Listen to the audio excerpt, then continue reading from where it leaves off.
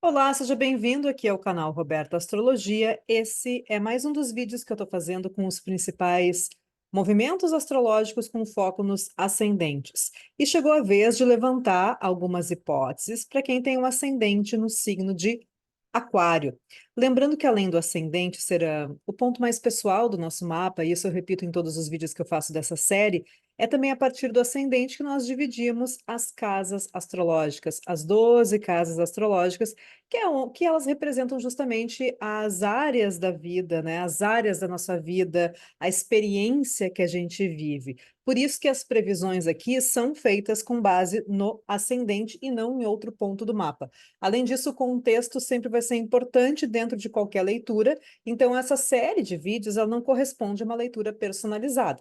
São questões gerais para você ir se preparando. O ideal é sempre fazer o seu mapa, o mapa do seu ano. Bom, Aquário. Aquário é o terceiro signo do elemento ar. O ar, ele é um elemento ligado à troca, à interação, à circulação, especialmente de informação, de ideias. Gêmeos é o primeiro signo desse elemento, então ele está começando, é a novidade, está conectado à curiosidade, à primeira informação.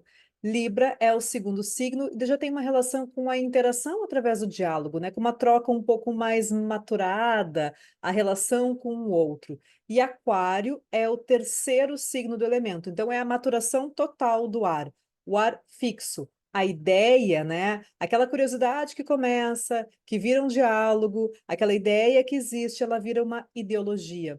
Então, tem a capacidade de fixar essas ideias, de inovar, de estar conectado com o ideal e com uma interação que ela é mais social, que ela é mais global. Ela sai do um a um ali de Libra e ela se torna uma interação que vem através de grupos por afinidades. Além disso, Aquário é comandado por Saturno, que representa justamente regras, estruturas e limites. Opa, peraí. Então, como que Aquário quebra essas regras? Justamente é daí que vem a capacidade de Aquário quebrar as regras e quebrar o status quo. Porque ele conhece quem as construiu, ele faz parte dessa construção pela regência de Saturno.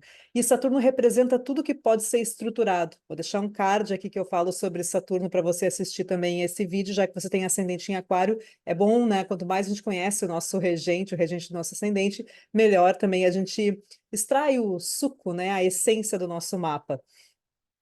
E Saturno, ele rege dois signos, né? Rege Capricórnio e rege Aquário. Capricórnio representa o tempo presente, né? O aqui e agora, o fazer, o realizar, o manifestar coisas, é um signo cardinal do elemento terra.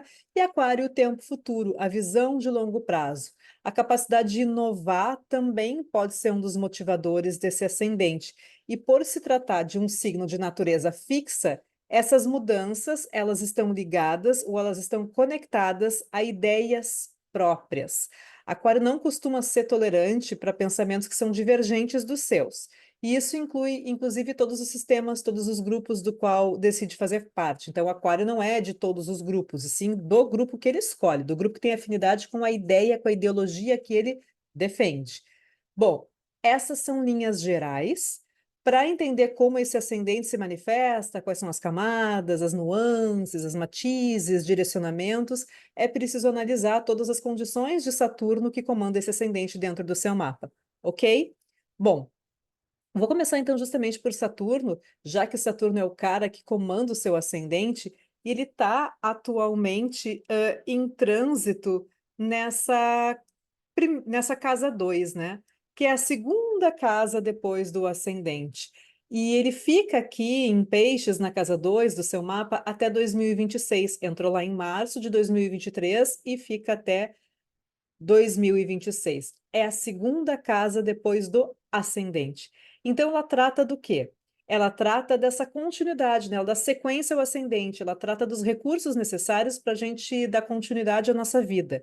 Ela é chamada pelos antigos da casa da longevidade. Então, se a casa um representa o corpo, uma das representações de casa um é o corpo físico, a casa 2 é o metabolismo, é a nutrição desse corpo. Se a casa 1 é a motivação, é o direcionamento da sua vida, é aquilo que faz você sair da cama todos os dias pela manhã.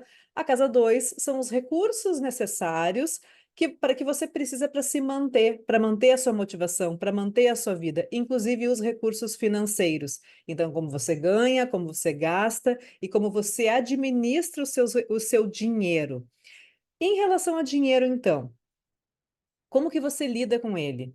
Como você administra os seus ganhos pessoais? Existe alguma coisa que você gostaria de mudar nesse período de Saturno em Peixes, já que Peixes é um signo de mutabilidade, de flexibilidade, de questão de jogo de cintura, capacidade de adaptação?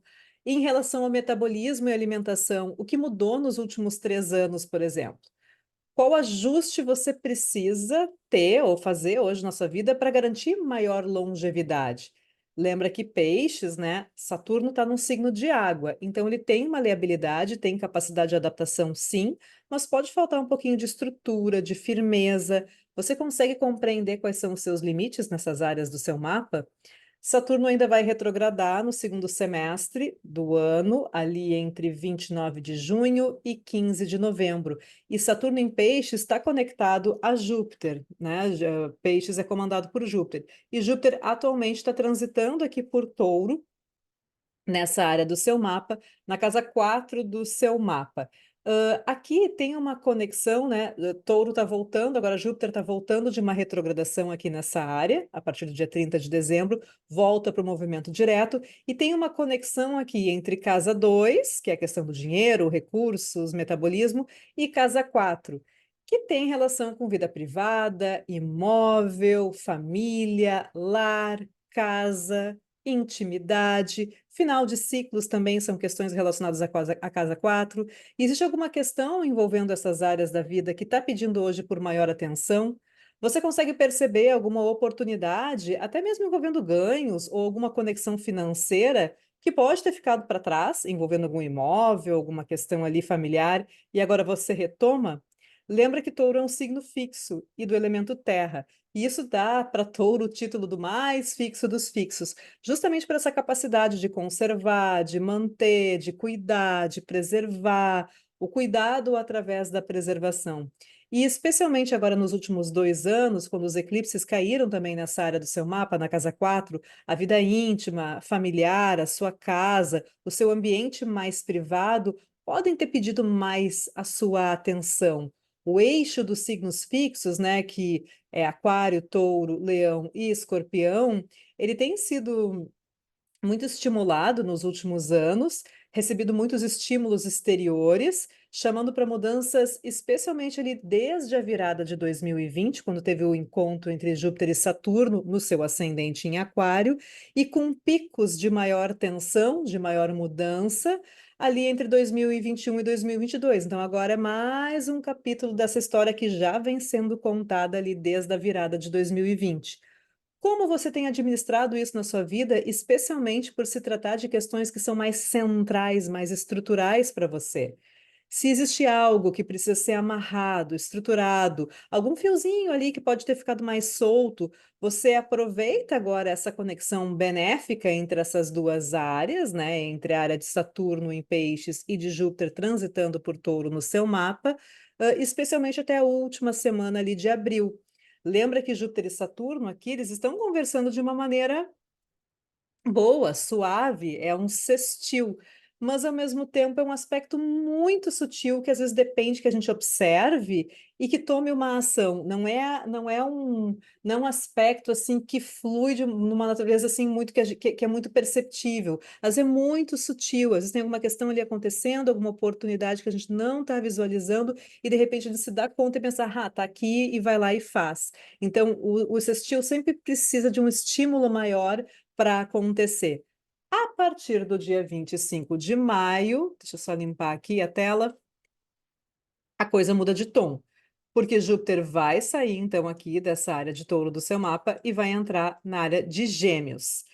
Júpiter, né, vai entrar no signo de Gêmeos, é o primeiro signo do elemento ar, e olha com os bons olhos aqui, faz um trígono com a sua casa 1, né, que é o seu ascendente, sua motivação, seu corpo físico, e a casa 5, que é justamente uma casa também benéfica, ligada ao prazer, ao amor, ao romance, projetos criativos, filhos, tudo que você faz porque você gosta, como seus hobbies, talentos natos.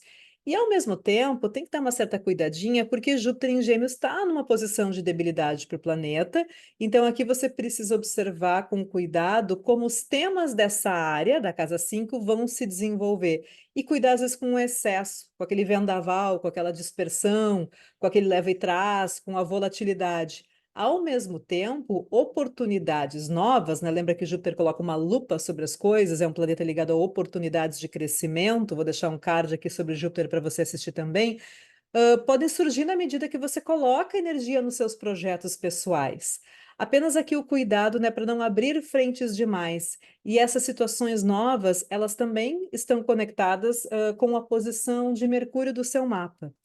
Lembra que Gêmeos, ele está ligado à primeira informação, que eu falei logo no início do vídeo. Então, aqui, caso você esteja começando um novo projeto pessoal, um projeto criativo, que é uma questão de casa 5, você pode pesquisar bem o cenário, entender o que precisa fazer, entender o que precisa desenvolver para colocar em prática e também ficar atento, né? Porque é a primeira vez desde a grande conjunção que aconteceu entre Júpiter e Saturno, lá no dia 21 de dezembro de 2020, né, que abriu um novo ciclo de 20 anos para esses dois planetas, no signo de Aquário, justamente caindo bem no seu ascendente, que esses planetas vão se encarar de novo, mas dessa vez formando uma quadratura.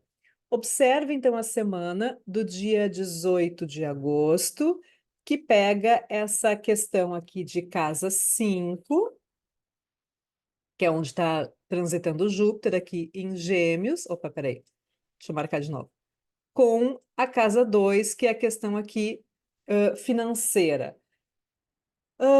Como a casa 5 é uma casa ligada ao prazer, cuidado para que os excessos, né? Às vezes o excesso de prazer, o excesso de festas, de querer estar em todos os lugares, aceitar todos os convites ao mesmo tempo, podem doer um pouquinho depois no bolso, né? E também no metabolismo, né? Às vezes assim, então eu vou comer porque me dá prazer, alguma questão ligada às vezes até à ingestão de alguma bebida alcoólica, e aí depois, né, quem vai sofrer é o metabolismo, casa 2.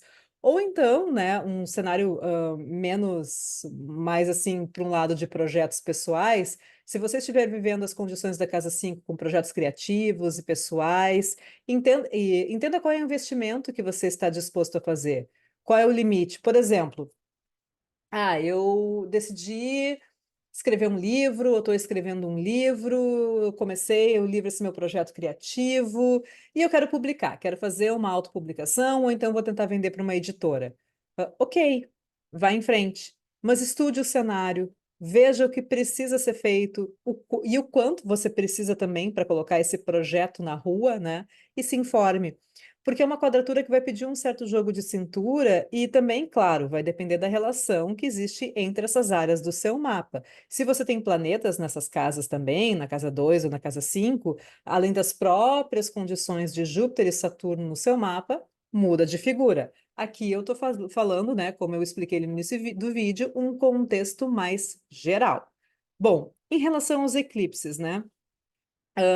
Os eclipses, eles sempre têm eles acontecem quando o nó do norte, o nó do sul, cabeça e cauda de dragão, eles estão num determinado ponto ali, numa certa distância entre Sol e Lua. Não vou falar essa parte técnica aqui, porque eu tenho um vídeo no meu canal que eu falo sobre eclipses, vou deixar o card para você assistir.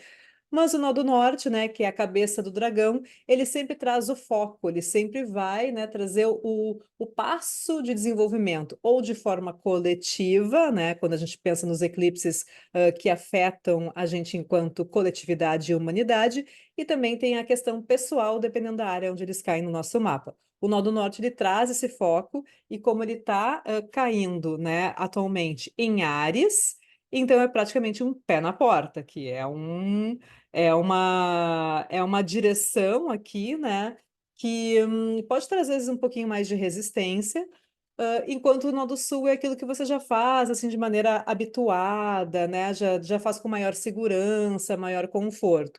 E o foco desse processo de 18 meses, né, que é esse período onde os eclipses acontecem nesses eixos, começaram lá em outubro de 2023, é justamente nessas áreas, na área de Áries e de Libra do seu mapa. O foco está nessa direção de Áries, a direção, as questões começam a aparecer, as situações começam a acontecer para você administrar, vai ficando cada vez mais perceptível, cada vez mais latente durante esse processo, e o desenvolvimento vai depender, né, das conexões de Marte, né, que comanda Áries, e de Vênus, que comanda Libra no seu mapa. Então, os holofotes aqui, eles estão voltados para a casa 3, onde você tem Áries. A casa 3 são as pessoas mais próximas, os irmãos, os negócios locais, a sua comunidade, o seu bairro, aquele comércio da esquina, os prejuízos da família também, né? Tem essa conexão de casa 3 aqui, as viagens mais curtas, as trocas de informação mais rápidas, mais aceleradas, e também tem uma conexão aqui com uma intuição, né? Porque é uma área onde a lua, né? A gente diz que é o júbilo da lua. Então a casa 3 está muito ligada ao processo intuitivo, muitas vezes aos rituais, aos ritos que você faz, né? E que te trazem essa sensação muitas vezes de tranquilidade, de conexão, uma questão mais espiritual, mas assim, uma coisa mais de rituais de dia a dia. Ela é uma casa do dia a dia, do seu entorno, o seu entorno mais imediato. E aqui pode ser um momento de você aprimorar ou até mesmo desenvolver uma conexão com as pessoas que estão mais próximas a você. Outra questão, sabe quando a gente tem conhecimento já, mas acha que nunca é o suficiente? Que você precisa de mais um curso, mais uma pós, mais uma graduação, mais um mentor? Relaxe, respire, perceba o que você já tem na sua mão, de maneira bem racional mesmo, e coloque em prática. Saia da teoria, vá para a ação. Áries é um signo ligado à iniciativa, à ação, a colocar as coisas em movimento, é pé na porta, é o início, né, de ciclos novos. Então, saia da teoria e pratique, abra sua frente, aproveite esse pé na porta e dê movimento. E se você tem irmãos, por exemplo, às vezes as situações também podem estar acontecendo com eles e podem pedir a sua intervenção. Ou até mesmo você pode buscar uma reconexão, caso isso seja importante para você, sabe? Abraçar a sua parte da relação, né? O que que depende de você? Essa questão, Ariana, o que que depende de você para mudar alguma coisa nesse tipo de relação, por exemplo, mais familiar, mais próxima, e até envolvendo amigos mais íntimos, por exemplo. A casa 3 também está ligada à intuição, né? Aos pequenos rituais do dia a dia. Pode ser um período bacana para desenvolver essas conexões, se isso estiver no seu sistema de crenças. E aos poucos, vai se desprendendo dessas questões assim de casa 9, de buscar o que está lá fora, buscar o que está longe, buscar o distante, buscar às vezes, até a validação de um professor, a validação de um mentor, e foque na sua vontade mais próxima, na sua vontade mais imediata. Pode ser também um momento, né, por exemplo, de abrir um negócio, um comércio, empreender. Tem uma conexão, né, aqui com a questão que a gente já viu antes, de casa 5 que vai ser bem estimulada. Então, se informe, né? Se informe, estude o cenário e tome uma atitude, né? O momento está propício para uma ação. Às vezes a situação não é tão clara assim, né? Porque lembra que o processo dos eclipses, eles nunca têm clareza no início, né? Porque eles não têm luz, eles ocultam a luz ou do sol ou da lua, mas durante o processo todo, durante esse período, você vai entendendo, né, o direcionamento dessa área da sua vida, através da administração dessas situações e tomando a frente, especialmente nessa sua área do mapa.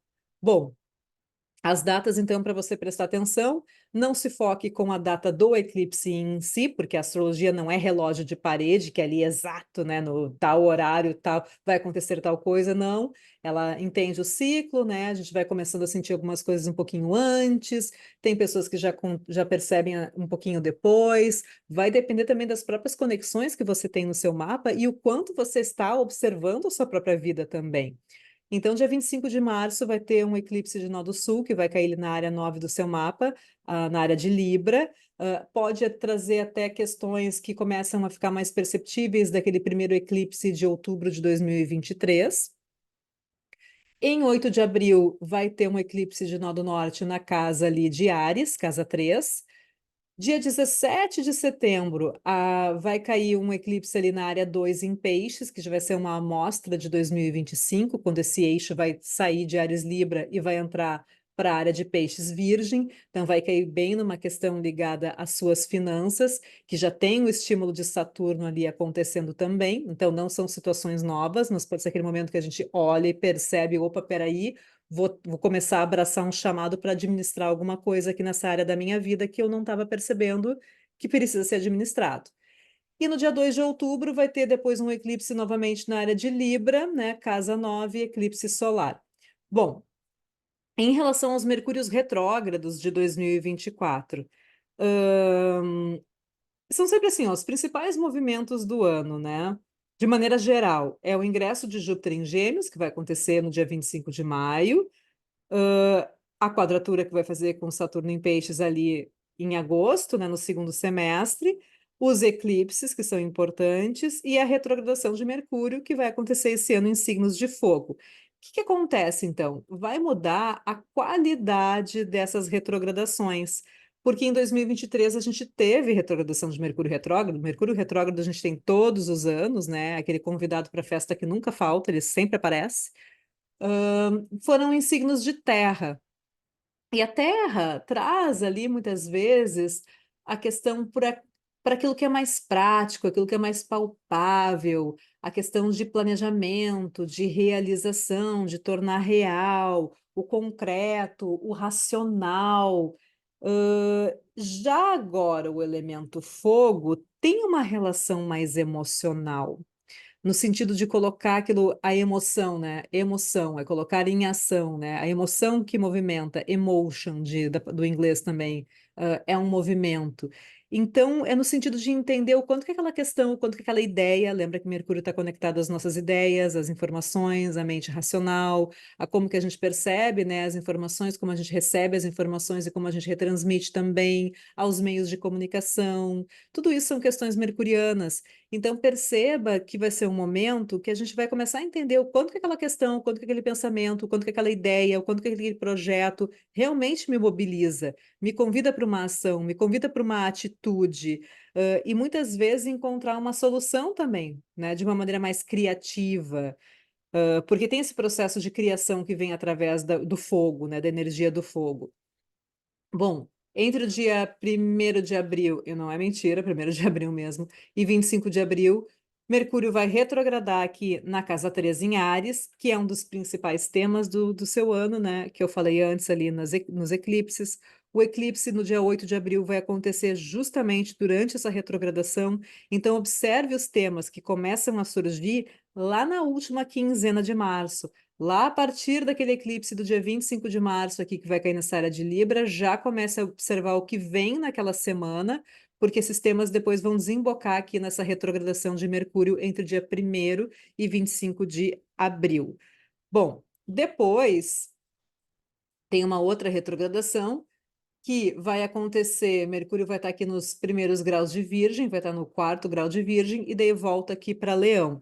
Então, começa numa área 8 do seu mapa, que está ligada à intimidade do casal, assuntos tabus, os resultados das parcerias, todo o apoio que você recebe das outras pessoas, crises, segredos, dinheiro, né, conjunto. Pensa que o tema financeiro vai ser um tema importante para você, que pode pedir algum certo ajuste e jogo de cintura em 2024. Então, aqui também, né, é um dinheiro que não depende apenas de você, é um dinheiro que vem através do outro, né, seja um cliente, seja um sócio, seja um parceiro de vida.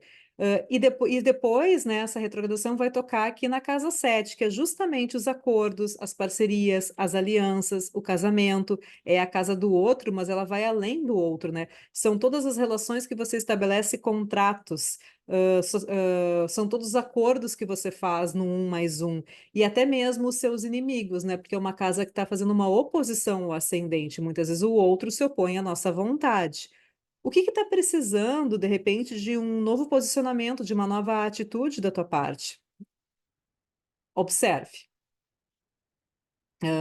E depois, o último Mercúrio retrógrado de 2024 vai acontecer entre o dia 25 de novembro e 15 de dezembro, pegando uma questão de casa 11, nessa área de Sagitário aqui do seu mapa. Então, conexão com redes e pessoas, organizações, sindicatos, né, uma questão mais social aqui, mais global, os conhecidos, né, e os benefícios da carreira, né, resultados que você tem através da sua exposição pública. Se você iniciou aqui um novo projeto criativo, por exemplo, aqui uma questão de casa 5, pode ser o momento de compreender quais são as conexões que você tem, né, que podem ajudar você nesse processo, o que está funcionando e o que não está funcionando.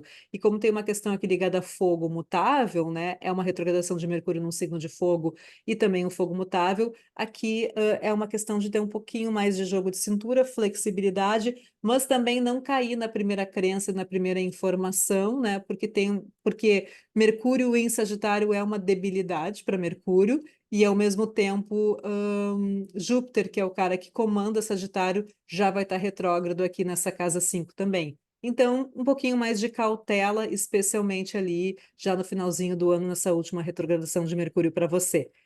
E a gente tem também em 2024 Marte retrógrado, já que em 2023 a gente teve Vênus retrógrada, que caiu em cheio aqui nessa sua área 7 aqui.